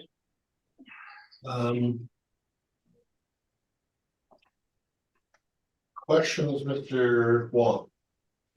No questions. Thank you. Questions, Ms. Schultz? No questions at this time, thank you. Thank you very much. And questions, Mr. Whitbread? I have none, thank you. Very much. I too have no questions at this point, so unless you want to summarize, but I think we have a flavor of what's going on at this point. You move on to the next property. Yeah, Listen. I'm good. Yep, it's fine. You're good too, Mr. Neufeld? Yes. Thank you. All right. Property number 6. This is 24-4266 file number, Mr. Neufeld.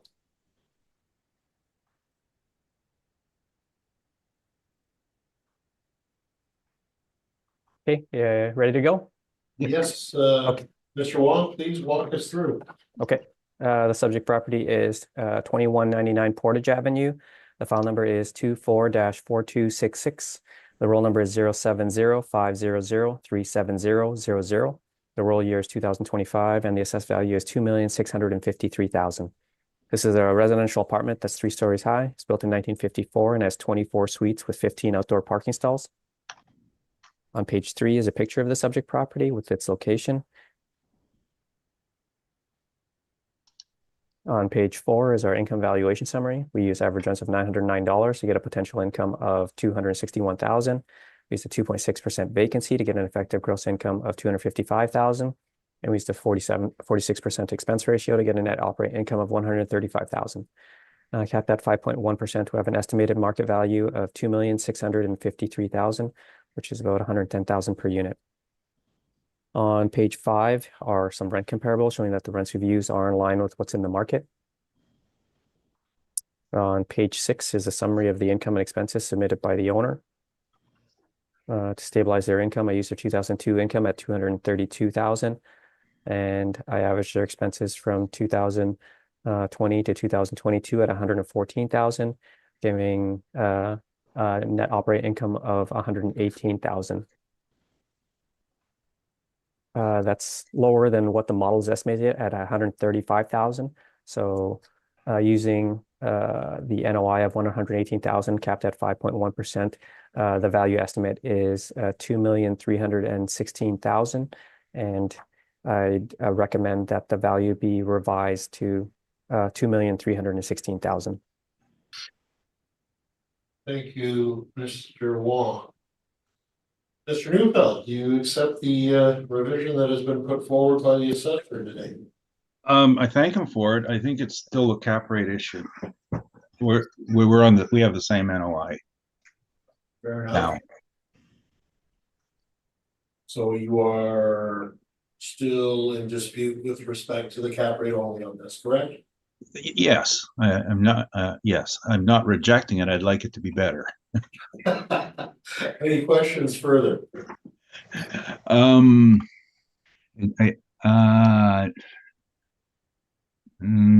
questions.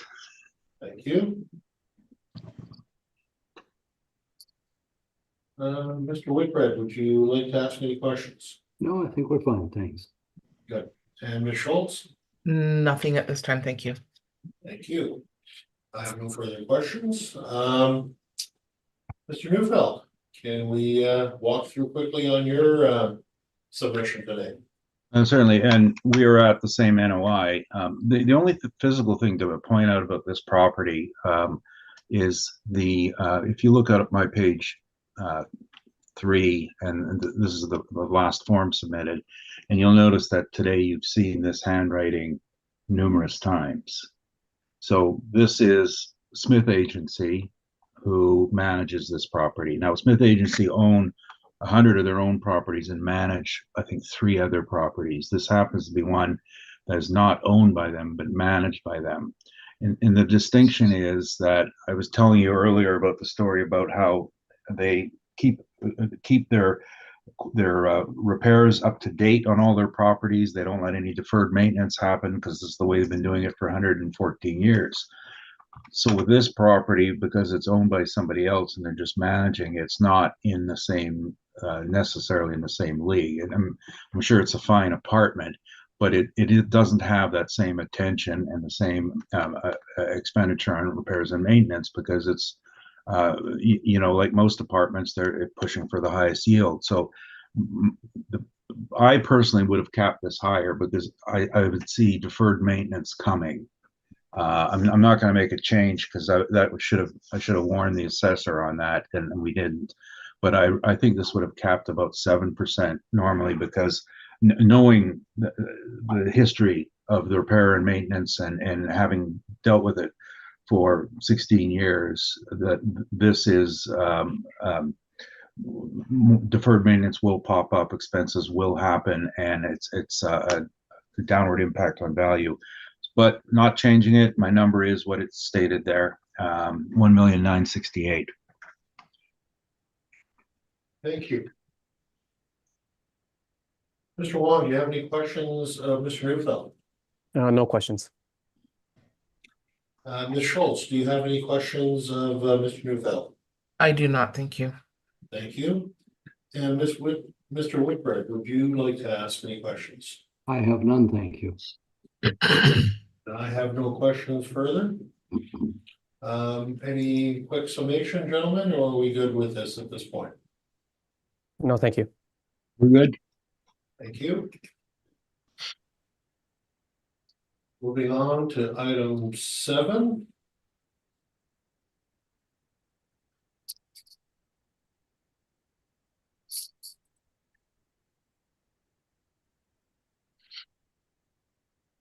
Go ahead, Mr. Wong, please.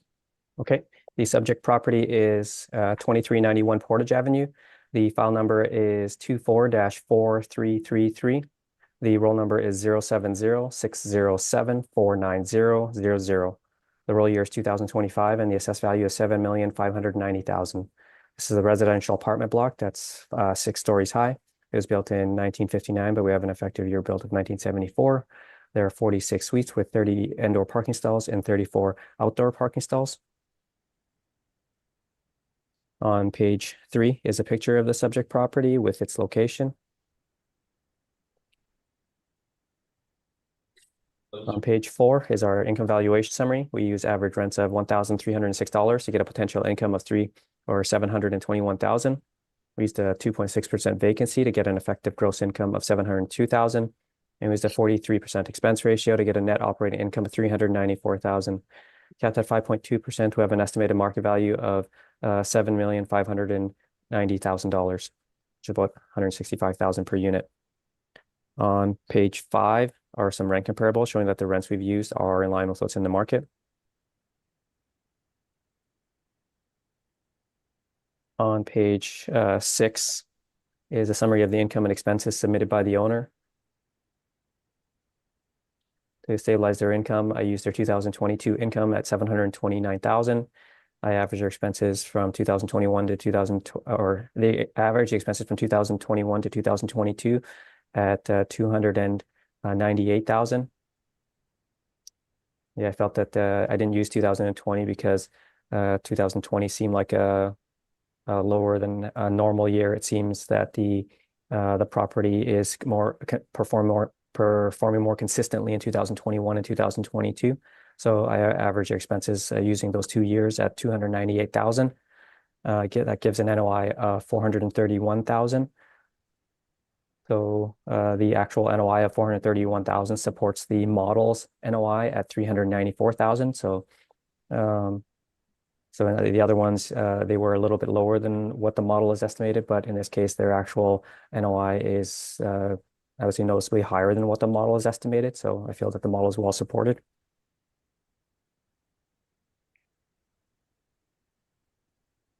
On page 10. On page 10 is the permit that was taken out for the property.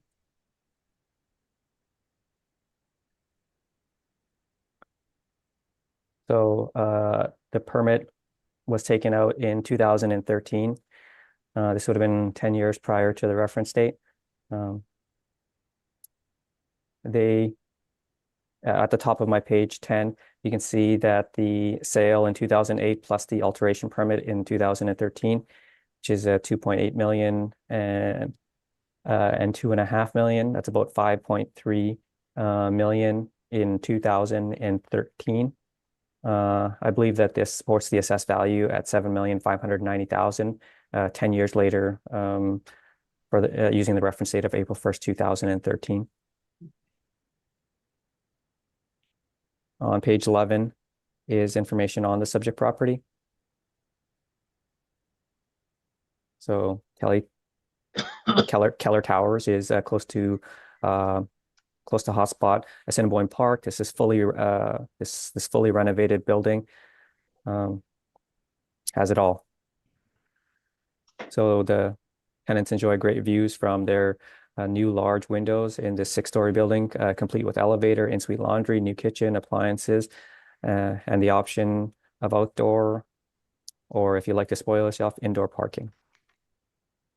On page 12 are some interior pictures from their website. And the remainder of my brief is the income statement provided by the owner. So to conclude, the actual NOI at 431,000 supports the model's NOI at 394,000, and the model cap rate is supported by the market. So I ask that you maintain the assessed value at 7,590,000.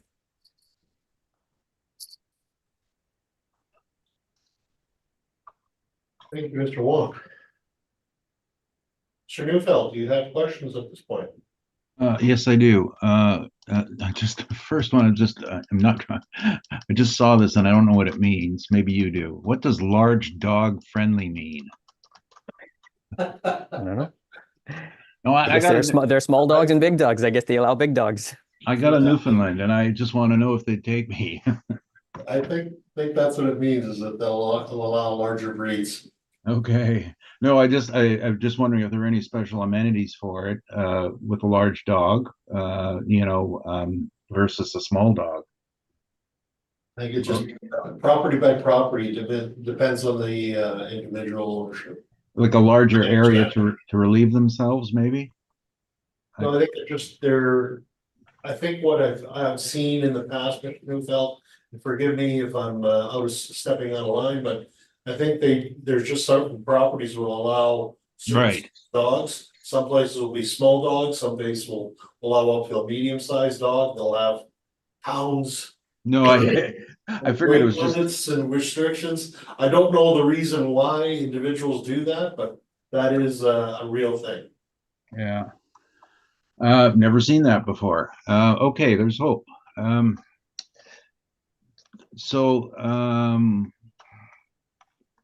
Sorry, and another strange question, the owner, is that the correct spelling? Or could that have been a typo? I'm not entirely sure. It's on my page 1. Yeah, is that Mohack? Yeah. Okay. I'm assuming it's correct. Okay. All right.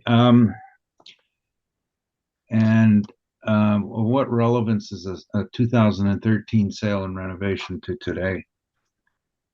Well, I might give you an indication of how much was invested in the property and how much it might have been worth probably at least that value at that time, and just that the market has appreciated significantly since 2010 from 2013 to 2023. Is there evidence to support this market appreciation? That's my experience in terms of, say, the average price per unit for apartment buildings going up over that period of time. Well, the reason I'm asking that is because, I saw this news story last night about the realtors saying the average price of a house has gone up. But don't you have to take into account the same sale, and here we have a whole bunch of apartments that are going through renovation processes. Of course, they're going to increase in value. I'm talking about natural appreciation. Have you done a study on natural appreciation?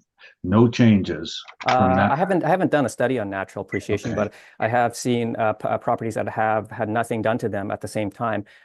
They do increase in value over time. Okay, but nothing to show us today. I dispute that. That's why I bring that up. Well, Okay. I guess I don't know. Maybe you're experiencing something different, but that's my experience. Yeah, I mean, I think there's always another factor that everybody's missing on these things. That there's outside other influences on the sale prices, but that's fine. Um, uh, Now, is your model uses an effective year, the one that's plugged into the system, right? Yes. So in this case, 1974 effective year is 5.2%. And we've had some other properties today that I believe have older effective ages that are down at 5.1 and 5.05. I know it's a very small difference, but um, why isn't there a consistency then? I think it's sometimes we apply effective ages just to reflect work that's been done to the building. And I guess it's at the assessor's judgment as to what effective year to apply to the property. But in this particular case, there has been like a substantial renovation. So to be quite honest, it seems like this is a fairly reasonable effective year built, considering that there was $2.5 million put into it, considering they paid Well, no, 2.8 million. I'm not questioning that, even though I always do, but I'm just questioning what the differential in cap rates uh, on age of properties, just on the ones we've heard today. I'm looking at one that, for example, just quickly called up 2026 Portage, 1957 effective year, and the cap was lower than the one here. I mean, So, I can't explain it, but with regards to the 5.2 that's been applied to the subject property, I think it is fairly reasonable. And I don't know, I probably think that the cap should actually probably be lower than 5.2 for the property, considering the condition of the property. okay, those are my questions. Thank you, Mr. Neufeld. Questions, Mr. Whitbread, please. No, I have none, thank you. Thank you very much. Ms. Schultz, do you have any questions at this point? No questions at this point, thank you. And I guess the only question I just want to understand, it appears that the entire building was renovated back in 2013. They've changed the layout of all the suites. Is that what happened back then, Mr. Wong? Yeah, there were some demolition of interior walls and new partition walls in the 42 units. And they were all done at one time, is that correct? I believe that to be the case because I think, I mean, this is just from my personal experience where I've driven by it many times where it was empty prior to it being sold. And so I guess my assumption is that they would have did everything at one time when while the building was empty. Yeah, just wanted to clarify that for my own understanding. Yeah. Thank you. Mr. Neufeld. Yes. What are your thoughts on this particular property, sir? Well, firstly, we did not get our response from ownership in a responsible time period, and we had just an older statement. So I've seen the assessor's workup, and I would defer to their NOI. I think it's reasonable. I just quickly read the 2022 statements, and they seem to be within a few $1,000s. So our NOI will agree with them at 394,680. And I'll give you my number shortly. But the background on this is the chair was correct. This was originally 57 units, and the renovation ended up combining some of the smaller units into larger units. And it was at the time was one of the most extensive renovations of an apartment block in Winnipeg because they redemised the interior. This is actually a very interesting model for cap rate studies as well, because at the time it was done, the assessment department came out with a cap rate on it that was based on the income prior to the renovation, and then the sale price. And I forgot what it was at the time, and I came out and said, well, no, the appropriate cap rate is really, really simple. You take the purchase price, you take the construction cost, and then you take the income after sale. That's the way the purchaser decided to buy this property. And it was significantly higher than the pre-renovation. And this is just a case study in what do you use for a cap rate? Which income do you use? And the income you use is based on what the purchaser had in his mind for income, because the vendor didn't care about the income. He had a shell of a building. He did not sell it on the income basis. He sold it as a project building. So that's just a bit of a divergent thought here, but it is part of what we've been saying here today. And as the cap rate goes, I'm not changing anything to indicate a higher value today. I don't believe 5.75 is appropriate. Again, it's been renovated. It's been through its RTB window, holiday window for increases. It's got nowhere to go. So an investor is going to look at this and say the upside on this, it's gone. This will be what it always earns, despite having large dog capability. So 394,680 divided by 0.0575. I was thinking more in the sixes, but that's fine. Comes to don't even have to round this number, 6,864,000,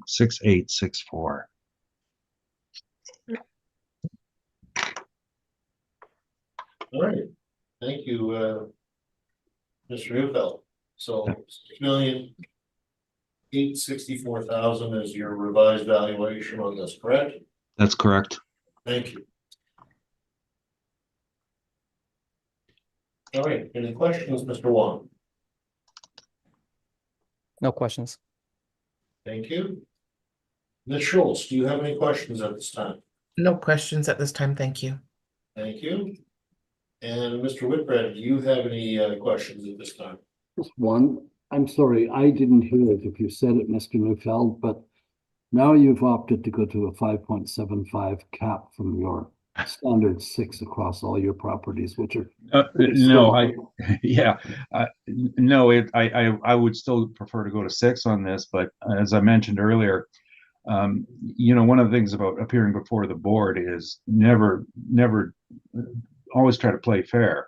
If I had wanted to change my number upwards, or sorry, downwards from what I had, I should have alerted the assessor. And in all fairness, we did not do that. And so that's why I don't want to change a value and have it indicate a lower number. Because that's not what we should be doing here. We should be trying to work towards a resolution. I still believe in that, but we never put it forward. Thank you. No further questions. And I have no further questions respecting that property. Thank you both. I'm assuming there are no summations that you'd like to make on those, gentlemen? No, thank you. No, good. Thank you so much. Close that off for the moment. And brings us to the last property of the day. So, Mr. Wong, I understand you have a recommendation to make on this one. And why don't you walk through it quickly, and we'll see if Mr. Neufeld is interested in the recommendation at that point. I think so. Just let me just get to the same place you are, if I can. 244267. 2467.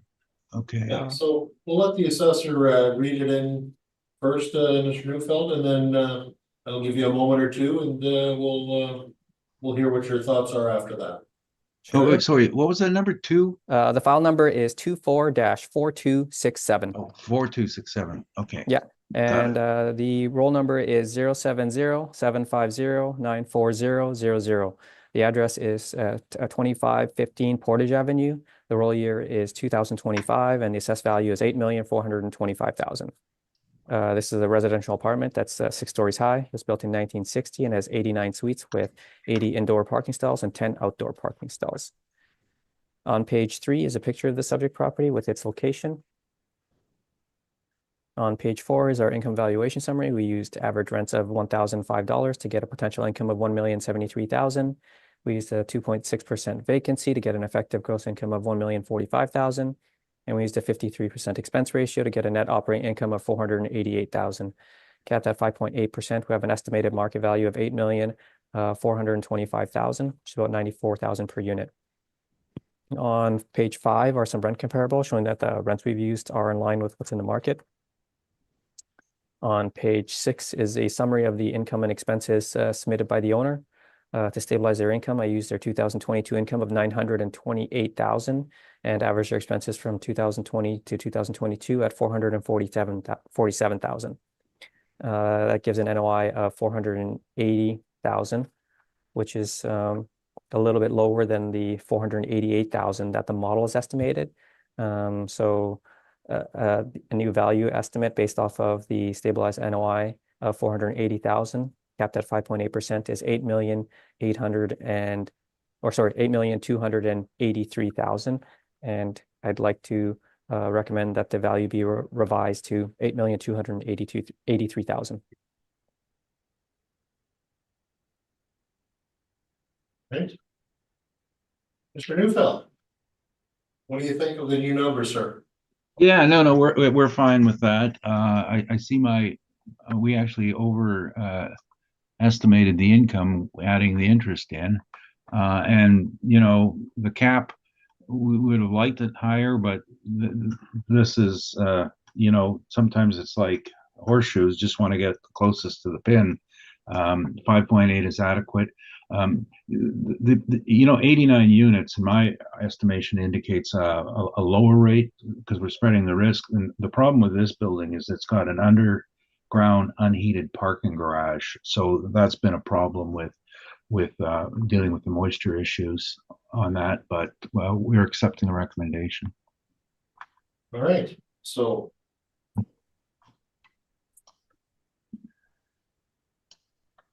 Excellent.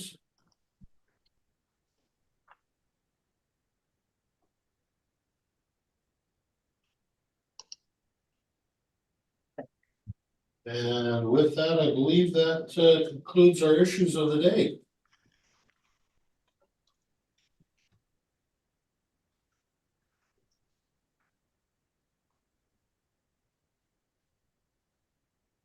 I thank you both for coming in this morning. So we've heard all the items scheduled, and this hearing is now adjourned. Thank Gentlemen, you. thank you for coming in. Thank you. Have a good day, panel members. Have a good day, Rocky. Yeah, you too. Thanks. Bye-bye. And I'm sorry, the secretary as well. Have a good day. Take care. Good meeting you. Yeah.